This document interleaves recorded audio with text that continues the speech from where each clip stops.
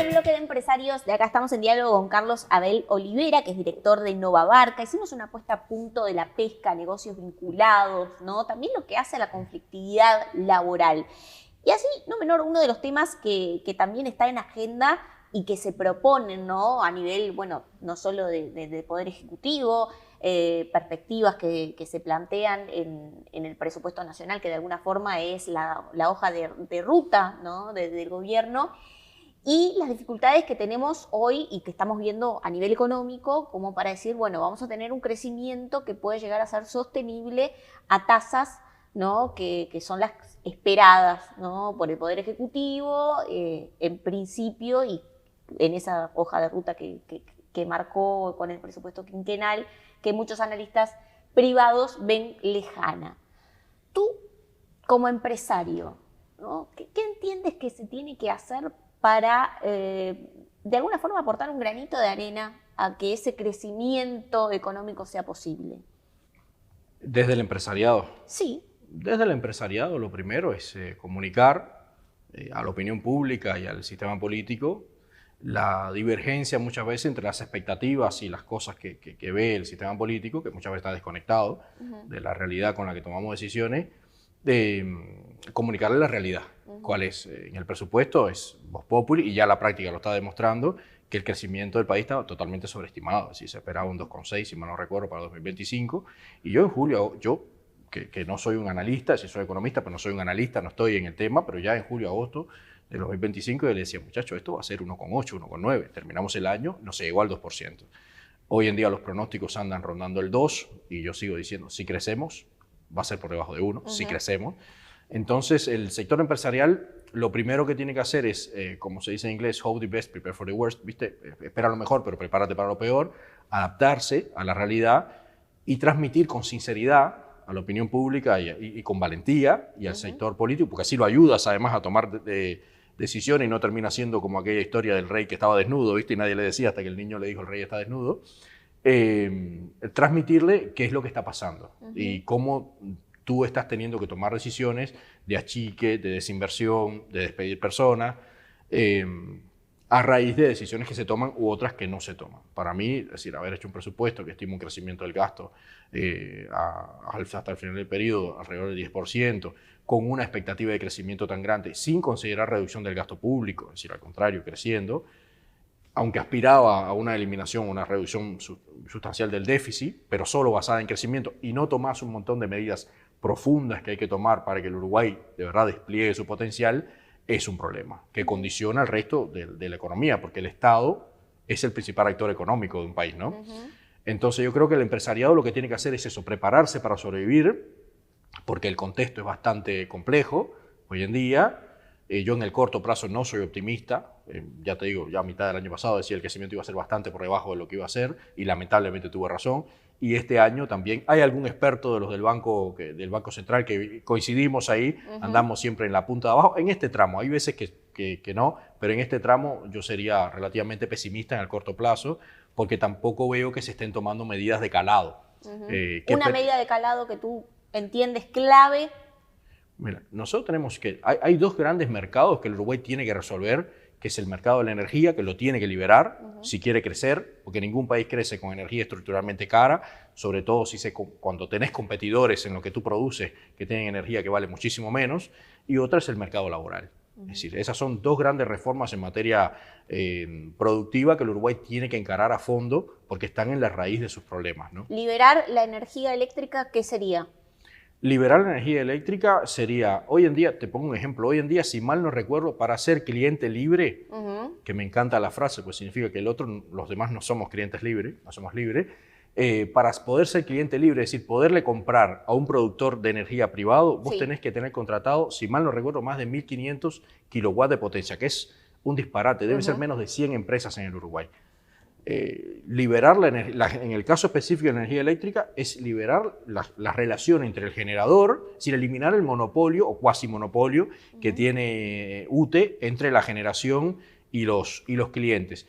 En la parte de la distribución tiene un monopolio casi natural, no necesariamente, yo no lo pondría por ley, es decir, donde sea más eficiente que lo sé, y si alguien quiere hacer una red paralela cumpliendo con las normas de seguridad, y ahí volvemos a problemas que tenemos en el Uruguay. Necesitamos entes reguladores que sean independientes, profesionales técnicamente, que no se dejen manejar políticamente o por lobbies empresariales. Pero bueno, eso en el caso de UTE, perdón. Y bueno, el caso más nombrado y conocido es ANCAP, de quien hace rato debería haberse derogado el monopolio, la intervención del Estado en la fijación de los precios y la desmonopolización o desoligopolización de la distribución, ¿no? de los combustibles. ¿Te consta que hay lobby empresarial incidiendo en lo que es la política energética? Sí, totalmente, claro. Sí, ha habido medidas que se han tomado, que se han pretendido tomar respecto a la distribución y demás, que enseguida han quedado en suspenso o no han avanzado. Sí, sí. Allí, interesante lo que tú planteas, ¿no? Porque mencionaste lo que es relaciones laborales, ¿no? Y uno de los temas, y te voy a traer un tuit para introducirlo, que fue de hace unos días, de Hugo Barreto, el director nacional de trabajo, dijo en un tuit, que lo estamos viendo en pantalla: la reducción del tiempo de trabajo significa una ampliación de la libertad de las personas para desarrollar proyectos de vida que consideren valiosos, porque, como decía el poeta Liber Falco, la vida es lo poco y lo mucho que tenemos. Y allí subí una foto de él. Y, bueno, para quienes no conocen, el poeta Liber Falco, oriundo de Jacinto Vera y militante comunista. La reducción de la jornada laboral, ¿se puede compatibilizar con la productividad? O sea, hay un planteo del PIT-CNT específicamente de la reducción de la jornada laboral, básicamente, palabras más o menos, ganando lo mismo, y hay planteos muy fuertes y con mucho criterio de que necesitamos aumentar la productividad. ¿Es compatible estos dos criterios? A ver, productividad y reducción de la jornada laboral en la práctica van de la mano, porque la productividad, a fin de cuentas, es producir más con los mismos insumos, y el factor humano es uno de los factores de producción, la fuerza de trabajo. Ahora, lo que no sé, por lo menos yo no comparto, es que esto se haga de la forma que pretende el PIT-CNT o ha pretendido alguna autoridad que ha comentado al respecto. Esto no se puede hacer por UKC. No es yo, fulano, zar de toda la Rusia, digo que la jornada tiene que reducirse, porque los sectores son muy diversos. Hay un montón de sectores hoy, sobre todo asociados a los servicios, a la informática y demás, en los cuales la jornada laboral se ha reducido de facto, porque sectores donde hoy o hasta hace muy poco había desempleo cero, y la jornada laboral se ha reducido por una razón natural, que la productividad se disparó, y al final lo que le interesa a quien invierte es el resultado, no el tiempo, no el esfuerzo, sino el resultado. Entonces, productividad va asociada directamente a reducción del tiempo de trabajo. Y hago un pequeño paréntesis, el trabajo no es algo malo. Es decir, cada sociedad que prosperó, muchas de las personas más felices del mundo son personas que adoran su trabajo, y porque a veces se pone como algo malo, ¿viste? Yo disfruto muchísimo lo que hago, vos lo disfrutás, se nota, y cada persona que ha hecho cosas maravillosas en el mundo es porque disfruta muchísimo de su trabajo. Entonces, a veces en algún momento hay que dejar de hablar del trabajo como algo malo, porque para la mayoría de la gente que hace las cosas bien, el trabajo es una parte importante de su vida. Pero bueno, dicho esto, la productividad no es algo que se define por UKC, ni la jornada laboral, la reducción por UKC. Hay distintos sectores y distintas realidades. Lo que termina pasando cuando vos tomás una decisión de este tipo, que pasa en algunos sectores donde se ha reducido la jornada, por definición, es que las personas terminan, para lograr lo que quieren ingresar, trabajando más horas en otro lugar. Se termina disimulando, porque si vos no generás la riqueza, digamos, o la productividad que se necesita para cubrir tus ingresos y tus necesidades en un periodo X de tiempo, vas a necesitar trabajar más tiempo en otro lugar para llegar al ingreso que tenés. Y hoy tenemos personas en Uruguay que trabajan 12, 14 horas por día, simplemente que distribuyen la jornada en distintos lugares. Entonces, en lugar de engañarnos y de seguir poniendo un corsé sobre las relaciones laborales, Uruguay es de los países con un sistema de regulación laboral más rígido a nivel mundial, y eso es un gran problema, porque una de las variables más importantes de la productividad es la flexibilidad de las relaciones laborales. Entonces, poner más normas donde justo tenemos que ir a todo lo contrario es un problema. La productividad y la reducción de la jornada laboral van de la mano y se dan naturalmente en la medida en que hay más intensividad en capital y más intensividad en el tema de formación, y uno lo nota cuando ves nada más que los niveles de desempleo que tenemos en el Uruguay. Si vos ves el desempleo en personas con formación universitaria, anda en el 2-3%. Cuando bajás niveles en nivel de instrucción o de formación, ya te das cuenta que el desempleo se te va al 8, al 9%. Entonces está claro que donde hay más productividad en un punto, termina habiendo menos desempleo y más demanda, y evidentemente eso se asocia con las horas de trabajo, ¿no? Así que sí, productividad y tiempo de trabajo, pero de manera natural, no por úcase, porque termina generando desempleo justo de las personas que más lo necesitan y que menos pueden competir en el mercado laboral, y a fin de cuentas jornadas laborales más extensas en la práctica. Si nos queremos engañar, pero lo que no se ajusta por cantidad, por precio, se ajusta por cantidad. Ahora sí, reducción de jornada laboral, ganando lo mismo, aumentando la productividad en esas horas. Sí. Es posible. Es posible y ya se da. No hay que hacer una ley al respecto. No hay que obligar. Hoy nosotros tenemos un gran problema, tenemos los consejos de salario.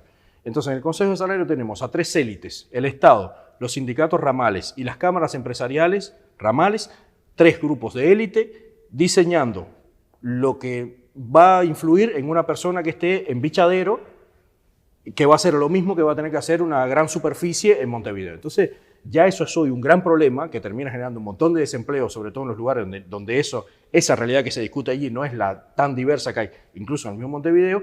Imagínate poner esto por ley también, de que hay que reducir la jornada laboral.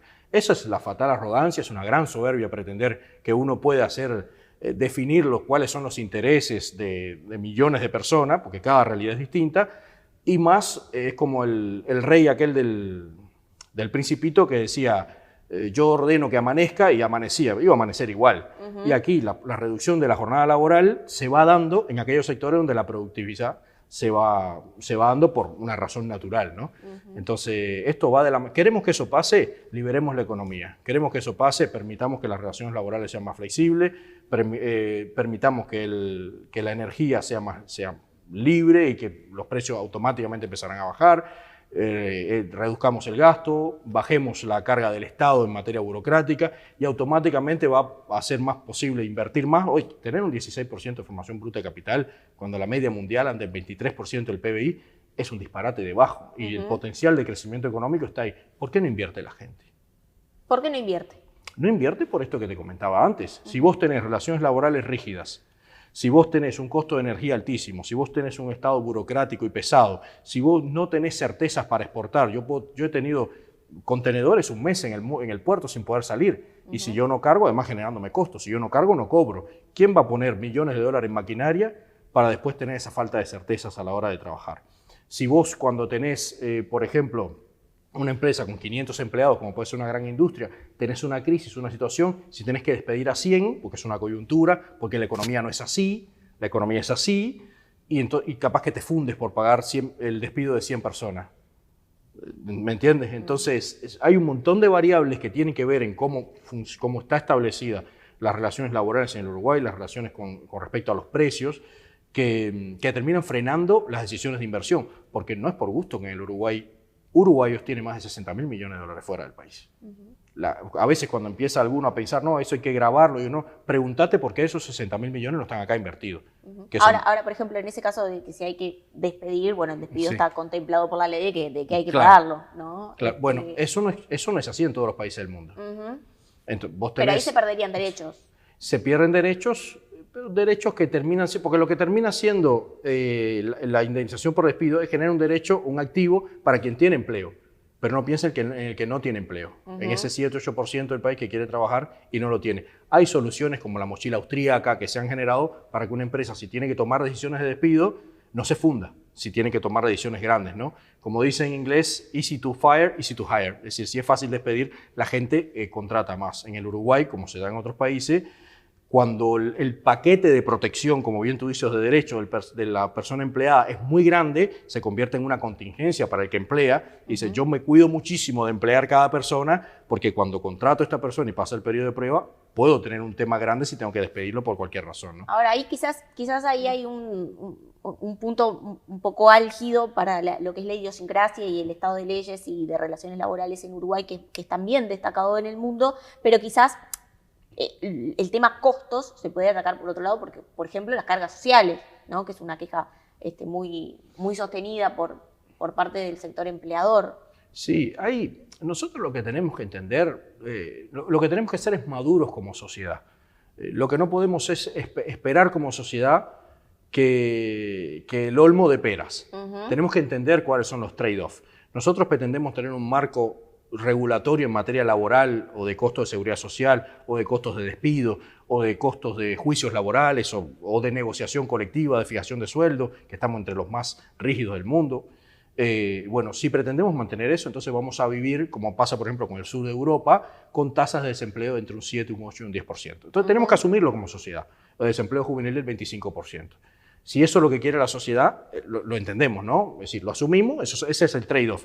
Vos te vas al norte de Europa, que tiene lo que se llama muchas veces la flexiseguridad, que además son países que son admirados del Uruguay, como puede ser la propia Alemania, o Dinamarca, o Noruega, o Suecia, y tenés sistemas en el cual hay una seguridad, pero con mucha más flexibilidad. Y entonces tenés tasas de desempleo del 3%, del 2%. Entonces lo que tenemos que hacer como sociedad es ser maduros. ¿Queremos esto? ¿Este es el óptimo? Y capaz que no, pero si queremos esto, la consecuencia es esta. Lo que no podemos es, con el marco regulatorio actual, aspirar a tener un 3% de desempleo, porque no es viable, no son compatibles. ¿Hay alternativas? Sí. Hay que querer cambiarlas, sí, con objetividad, con madurez, sin atrincheramientos, con cabeza abierta, ¿viste? No poniendo la pared antes. No, pero eso es... No, vamos a analizarlo. ¿Cuáles son los trade-offs? ¿Qué pasa? Si cambio esta variable, ¿qué pasa con esta otra? Y bueno, es lo que hemos hablado muchas veces, ¿no? Necesitamos diálogo maduro. Y ahora sí, por ejemplo, ¿no? Porque Uruguay, digo, para dar también la visión porque la idea es ser pro negocios en Uruguay, ¿no? La idea siempre es ser pro Uruguay, aún así manteniendo estas discusiones que son muy válidas porque ponen en la agenda temas que hay que resolver, temas que quizás del otro lado puede haber un político, puede haber una autoridad resolviendo o tratando de discernir cómo hacer para mejorar ciertos aspectos, despertar quizás a otros empresarios, ¿no? Entonces, más allá de los pesares o de las cuestiones que vienen como arraigadas de bastantes años, y aquí me consta que varios lo han planteado en el programa, sigue siendo atractivo también para la inversión Uruguay, ¿no? Aún así, no sé, lo pregunto, ¿no? Creo que quizás nos quedamos un poco en el jurídicamente y políticamente estable y no estamos viendo más allá, pregunto. Mira, depende del sector y no es la tendencia más reciente. Es decir, nosotros tuvimos varios años de inversión extranjera directa muy grande, pero no es lo que ha pasado en los últimos años. Insisto, cuando uno ve el paquete completo y mira, a mí una variable que me gusta mucho porque incluye la inversión nacional también, que es la formación bruta de capital, es muy baja. Con respecto, ya te digo, la media mundial es del 22%, 23%. Estamos hablando de 6, 7 puntos del PBI por debajo. Y esa inversión es la que genera crecimiento futuro. Entonces, la seguridad jurídica es un activo, pero es un activo primero que es relativo, porque siempre es comparado con quién, y que, por ejemplo, en el caso de la pesca se vio cuestionada, porque nosotros teníamos un convenio colectivo firmado, se violó desde el Ministerio de Trabajo, desde el Estado, no hubo protección al respecto, entonces eso trascendió, se vio en Europa, se vio en toda América Latina, y todo el mundo dijo, oh, ¿qué pasa acá? Pasa con el tema del puerto, vos tenés un sector estratégico y termina estando 30 días parado, no interviene el Poder Ejecutivo para que eso se resuelva. Entonces ahí se generan un poco de dudas, ¿no? Y pasa que otros países van mejorando en materia de seguridad jurídica. Van aprendiendo de los que lo van haciendo y con seguridad jurídica solo no gestionás, no ganás dinero. Entonces, si bien sigue siendo un activo, relativamente, mientras nosotros nos quedamos, los otros van avanzando en ese sentido, ¿no? En el sentido de la competitividad, que es multivariada. No menores que se respeten los contratos, ¿no? O tú ves que eso ya no es tan así. Es así, en sentido general. Hay casos en los que uno se queda con las dudas. Yo te pongo el ejemplo de la pesca, que fue uno que trascendió mucho y que fueron meses y que hubo además intervenciones desde el gobierno diciendo, bueno, medio que relativizando si aquello era válido, si no, y que terminó generando pérdidas, nosotros estimamos entre 50 y 60 millones de dólares, ¿no? Entonces eso, cualquiera que iba a venir y comprar un barco, iba a poner 15, 20 millones de dólares en comprar el barco y dice, oh, para aquello puedo estar con convenio colectivo firmado y todo, perderme una zafra completa. Eso generó, de hecho, decisiones posteriores de empresas que hoy están a la venta, ¿viste? Es decir, ¿alguien puede invertir en la pesca o te consta que alguien, digamos, dejó de invertir o mirar a la pesca por la conflictividad? Durante décadas la pesca ha tenido una carencia de inversión estructural por la conflictividad laboral. Estos últimos dos conflictos fueron un golpe muy grande, hay mucha gente esperando, la pesca es un sector que tiene un potencial brutal, nosotros podemos producir 2, 3 veces más de lo que producimos hoy, sin mayores cambios. Hay gente mirando, pero necesitamos demostrar, es decir, el país necesita demostrar que es estable, que garantiza el cumplimiento de los contratos, y eso puede hacer que el sector despegue, ¿no? Pero hay que demostrar. Todavía ahora los antecedentes recientes no son demasiado... De parte de las autoridades, de parte del empresariado sí, porque asumimos esta posición proactiva, ¿no? Y de los trabajadores. Pero de parte del Estado, digamos, que es la ventaja competitiva que tú hablabas ahorita de garantía de cumplimiento de contrato, y la cosa está más o menos ahí en veremos, ¿no? Vamos a seguir hablando en el próximo bloque de empresarios. De acá Carlos Abel Olivera, director de Novabarca. Nos quedan pocos minutos, pero vamos a hacer un cierre ahí para ya recibirte para el próximo año, para seguir actualizando los temas. Vamos a la pausa.